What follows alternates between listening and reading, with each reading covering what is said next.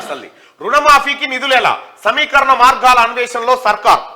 అసలు వడ్డీ కలిపి కుటుంబానికి 2 లక్షలు రైతులందరివి 40,000 కోట్ల అప్పులున్నాయి స్క్రీనింగ్ లో 32,000 కోట్లకు తగ్గే అవకాశం బ్యాంకుల నుంచి బదలాయించుకొని వాయిదాల్లో చెల్లించే యోచనలో ప్రభుత్వం ఇది సాధ్యం కాకపోతే ప్రత్యామ్నాయ మార్గాలు కటాఫ్ తేదీ ఎప్పటి వరకు అనే అంశంపై చర్చ ఇది మీకు క్లియర్ గా వివరిస్తా ప్రజలారా ఏం చేయబోతా ఉందనేది రాష్ట్రంలో కొత్తగా కొలువుదీరిన కాంగ్రెస్ ప్రభుత్వం మరో కీలక హామీని నెరవేర్చే దిశగా చర్యలు ప్రారంభించింది అధికారంలోకి వస్తే 2 లక్షల వరకు రుణమాఫీ చేస్తామని ఎన్నికల్లో ఇచ్చిన హామీ మేరకు కసరత్తు మొదలుపెట్టింది ముఖ్యమంత్రి రేవంత్ రెడ్డి ఆదేశాల మేరకు వ్యవసాయ శాఖ అధికారులు బ్యాంకర్లు రైతుల అప్పుల లెక్కలు తీస్తున్నారు వాటిని మాఫీ చేసేందుకు మార్గాలను కూడా అన్వేషిస్తున్నారు కాంగ్రెస్ పార్టీ వరంగల్ రైతు డిక్లరేషన్ లో భాగంగా 2 లక్షల వరకు రుణమాఫీ చేస్తామని ప్రకటించిన విషయం తెలిసిందే ఈ మేరకు రైతుల అప్పులను అసలు వడ్డీ లెక్కగట్టి 2 లక్షల వరకు మాఫీ చేయనున్నారు రాష్ట్రంలో ప్రస్తుతం సుమారు 39 లక్షల మంది రైతులు బ్యాంకులు ప్రాథమిక వ్యవసాయ సహకార సంఘాల్లో రుణగ్రహీతలుగా ఉన్నారు పంట పెట్టుబడి కోసం ఈ రైతులు తీసుకున్న అప్పులు మొత్తం కలిపి 40,000 కోట్లు ఉన్నాయి రాష్ట్రంలో కాంగ్రెస్ ప్రభుత్వం ఏర్పడే నాటికి ఈ మేరకు బకాయిలు ఉన్నాయి బీఆర్ఎస్ ప్రభుత్వం హయాంలో రుణమాఫీ అస్తవ్యస్తంగా జరగడం సకాలంలో ₹1,00,000 మాఫీ చేయకపోవడంతో రైతులు బ్యాంకుల్లో డిఫాల్టర్లుగా మారిపోయారు అప్పులు వడ్డీలు పెరిగిపోయాయి కొందరు రైతులు రెన్యువల్ చేసుకున్నా ఎక్కువ మంది మాత్రం ఇంకా రెన్యువల్ చేసుకోలేదు అసలు ఏం చేయబోతుంది ప్రభుత్వం అనేది ఒకసారి క్లియర్ గా మాట్లాడుకుందాం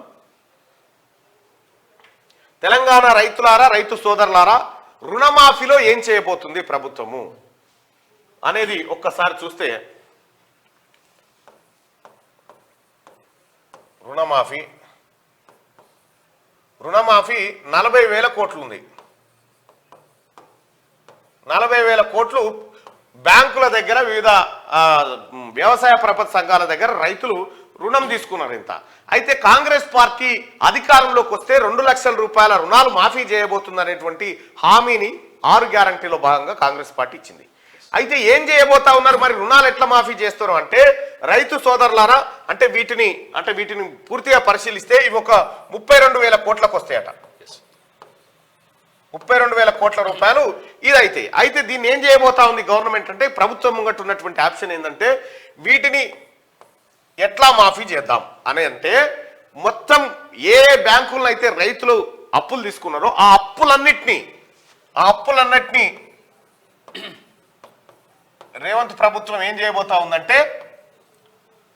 ఈ అప్పులన్నిటినీ ఈయన మీదకి తీసుకుంటా ఉన్నారు ఈ అప్పులన్నిటినీ ప్రభుత్వం తన మీదకి తీసుకుంటుంది తన మీదకి మీ అప్పులన్నీ తీసుకొని బ్యాంకులకు విడతల వారీగా చెల్లించేటువంటి ఇది ఆలోచన చేస్తా ఉంది అంటే హామీ ఇస్తుంది వీళ్ళకి ఇక మీకు అప్పులు ఉండవు ఒకేసారి మీ అప్పులన్నిటినీ ప్రభుత్వం మోయబోతా ఉంది ఈ 32,000 కోట్ల రూపాయల అప్పులను ప్రభుత్వం మోస్తూ బ్యాంకులతో ఒప్పందం చేసుకొని ఇక రైతులకు ఎలాంటి రుణం అప్పు లేదు ఆ అప్పు మేం కడతా ఉన్నామని చెప్పి కంప్లీట్ గా తీసుకొని వడ్డీతో సహా రైతాంగం చేసినటువంటి అప్పులను రాష్ట్ర ప్రభుత్వం 2 విడతల 3 విడతల బ్యాంకులలో కట్టుకొని ఇచ్చేయడానికి ప్రభుత్వం ప్రయత్నం చేస్తూ ఉంది ఎందుకు చేస్తూ ఉంది ఈ ప్రయత్నం ఒకేసారి చేయొచ్చు కదా అంటే ప్రజలారా కేసీఆర్ చేసినటువంటి పెంట ఖజానాలో రూపాయి లేకుండా మొత్తం గల్లపెట్టంతా ఖాళీ చేసిపోయిండు ఇవాళ నరకం అనుభవిస్తా ఉంది తెలంగాణ రాష్ట్రం ఇలా నరకం అనుభవిస్తుంది తెలంగాణ రాష్ట్రం లక్షల కోట్ల రూపాయలు దోపిడీ చేసిరు కాబట్టి తెలంగాణ ఖజానా అంతా లూటిపోయింది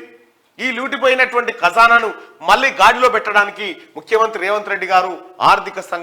ఆర్థిక నిపుణులతో చర్చిస్తా ఉన్నాడు అయితే ప్రభుత్వం ఏదైతే 6 గ్యారంటీలు అమలు చేస్తాం 100 రోజులు అని చెప్పిందో టెన్షన్ గా 100% 100 గ్యారంటీలను కాంగ్రెస్ పార్టీ ప్రభుత్వం గౌరవ ముఖ్యమంత్రి రేవంత్ రెడ్డి గారి సారథ్యంలో నెరవేర్చి తీరుతుంది నో డౌట్ ఇక కొంతమందికి డైజెషన్ కాక కడుపు నొప్పి ఇట్లా ఇంకా 100 రోజులు కాలే కదా ముఖ్యమంత్రి ఇప్పుడు 6వ గ్యారంటీ కాదు 7వ గ్యారంటీ కూడా స్వేచ్ఛ ధర్నా చౌక్ నిరసన తెలుపుకునే హక్కును కూడా ఇస్తున్నాం మీరు కనీసం ఈ పనైనా చేసిరా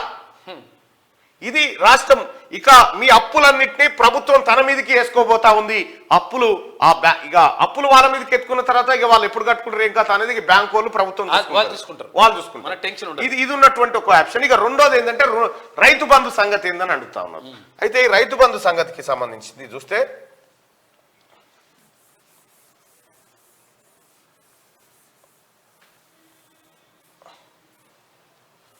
రైతు బంధు ఏం చేయబోతా ఉందంటే